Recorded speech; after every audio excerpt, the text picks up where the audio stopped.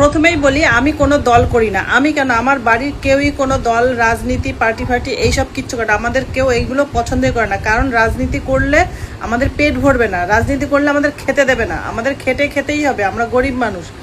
এই যে অন্নপূর্ণা ভান্ডার নিয়ে একটা প্রকল্প নিয়ে যে এত ধরনের কথা উঠেছে, আজকে এই নিয়ম, কালকে ওই নিয়ম, কালকে এই পদ্ধতিতে, কালকে ওই পদ্ধতিতে, তো স্বাভাবিক এগুলো মানুষ একটা করছে, আবার এটা হচ্ছে না, ওটা করতে হবে, ওটা করছে না, ওটা করতে হবে, স্বাভাবিক। এগুলো সবার এক গরমের মধ্যে হেনস্থা হতেই হবে, মানুষ রাগ ক্ষোভ হবে। এটা যদি আজকে আমার ঘরে হতো, আমার ঘরে কেন, এটা সবার ঘরে যদি হতো যে একটা কাজকে নিয়ে এতগুলো পদ্ধতিতে করো, এটা এইভাবে না ওইভাবে করো, ওইভাবে না ওইভাবে করো, সবার ঘরে অশান্তি সৃষ্টি হতো। আজকে এটা যেহেতু সরকার করছে বলে কেউ কিছু বলতে পারছে না, তো সেই জিনিসটাকে আমি বলেছি বলে আমার একটু হতেই পারে, রাগ হতেই পারে। তো সেই জিনিসটা তুলে ধরেছি বলে অনেকেই এসে অনেক ধরনের বলছে যে চটি চেটে এসেছি, 15 বছর ধরে চটি চেটে এসেছি বলে এই ধরনের কথাবার্তা বলতে পারছি। হাত পা আছে, শরীর আছে, খেটে খান, পরের পয়সায়, ফ্রির পয়সায় বসে বসে, ঘরে বসে বসে পাবেন, খুব লোভ আপনার পরের পয়সায়। তা বলি, পরের পয়সাটা কার? সরকার কি নিজের গাছ লাগিয়ে পয়সাটা দিচ্ছে? এটা তো জনতার টাকা, জনতাকে দেবে। আর যারা এসে ওই চটিচাটা বলছে, তারাই শুধু একমাত্র বলছে যে তারা টাকা, তাদের অ্যাকাউন্টে টাকা ঢুকে গেছে। যাদের অ্যাকাউন্টে টাকা ঢুকেছে তারাই এসে ওই চটিচাটার কমেন্টগুলো করছে। তাহলে কি বুঝবো? তাহলে কি সরকার বেছে বেছে অ্যাকাউন্টে পয়সা ঢোকাচ্ছে?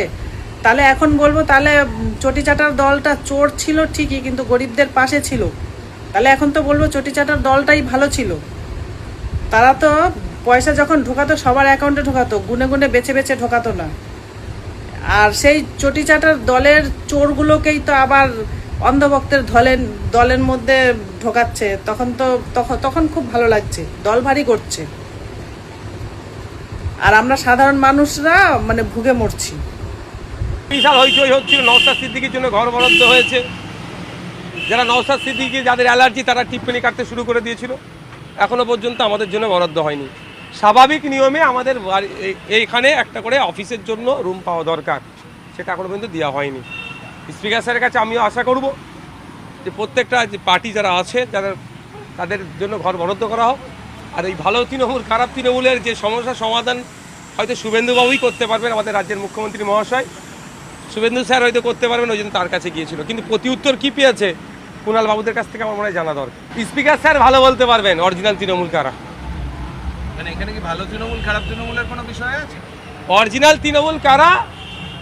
আপনিও যে জায়গায় ধোঁয়াশার মধ্যে আছেন, আমিও আছি।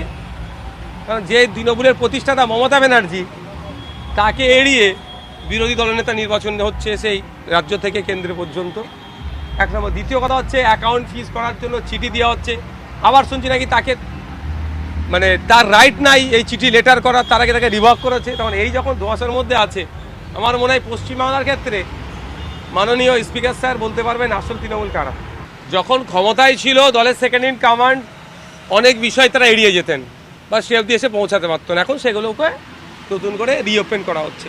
তবে এটা কতটা সাস্টেনেবল হবে আমি ভরসা করতে পারছি না, কারণ অলরেডি ইডি, সিবিআই, কেন্দ্রীয় এজেন্সি যে তদন্তগুলো করেছে, এক একটা তদন্তে প্রায় 60%, 70%, 80% মধ্যে অ্যাচিভ হয়ে গেছে। আর 20% অ্যাচিভ করতে পারলেই সে তদন্ত প্রক্রিয়া শেষ হবে। ইডি বা সেন্ট্রাল এজেন্সির সাকসেস রেটটা একটু হলেও বাড়বে। সেগুলো বাদ দিয়ে কে কোথাও ফার্জি সই করেছে তাই নিয়ে টানাটানি হচ্ছে, মধ্যপ্রদেশে কোথাও মানহানি কেস আছে সেই নিয়ে হয়েই হচ্ছে, এই নিয়ে আমাদেরকে মাতিয়ে রাখা হচ্ছে। আমার তো মনে হয় কোনো না কোনো জায়গাতে ওই সেই দিদিমণির অমূল্য বাণী যে আরএসএস ভালো, বিজেপি খারাপ, অটলজি ভালো, অমিত শাহজি খারাপ, মোদি ভালো, অমিত শাহ খারাপ, এই যে ম্যানেজের জায়গা থেকে ওই পরিবার নিজেকে সেভ করে রেখে দেবে। শুধুমাত্র টাইম পাস হচ্ছে আমাদেরকে নিয়ে। এই সিআইডি যাচ্ছে, ফলটা কত দূর হবে বোঝা মুশকিল। চমকানোর জন্য হয়তো যেতে পারে, বা আমাদের মতো বাইরে যারা সাধারণ মানুষজন আছে, পাবলিককে মাতিয়ে রাখার জন্য যেতে পারে। এন্ড অফ দ্য ডে কি ফলাফল হচ্ছে সেটা আমরা দেখতে চাই। নতুন দল যে ইউপিপিআই, তাদের কি অবস্থান দাঁড়াবে? সেকেন্ড লার্জেস্ট অপোজিশন পার্টি হয়ে দাঁড়াবে, আর কি হবে।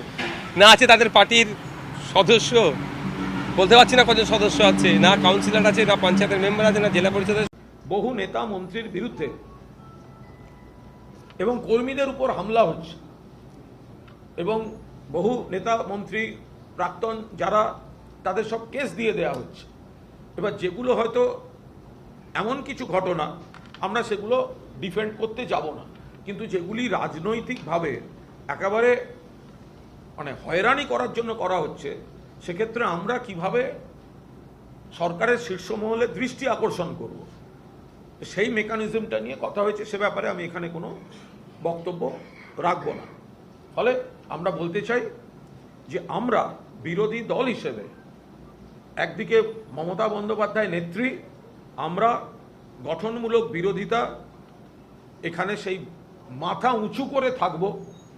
এখানে অমুক চেয়ারের জন্য, অমুক পদের জন্য আমাদের স্পিকারের ঘরের সামনে গিয়ে দাঁড়িয়ে থাকার দরকার নেই লাইন দিয়ে, আমাদের দিল্লির গ্যারেজে গিয়ে দাঁড়িয়ে থাকার দরকার নেই, আমাদের নাক খত দিয়ে চেয়ার সর্বস্ব জীবনে যাওয়ার দরকার নেই। ওই বালিশ চাটা রাজনীতি আমরা করব না।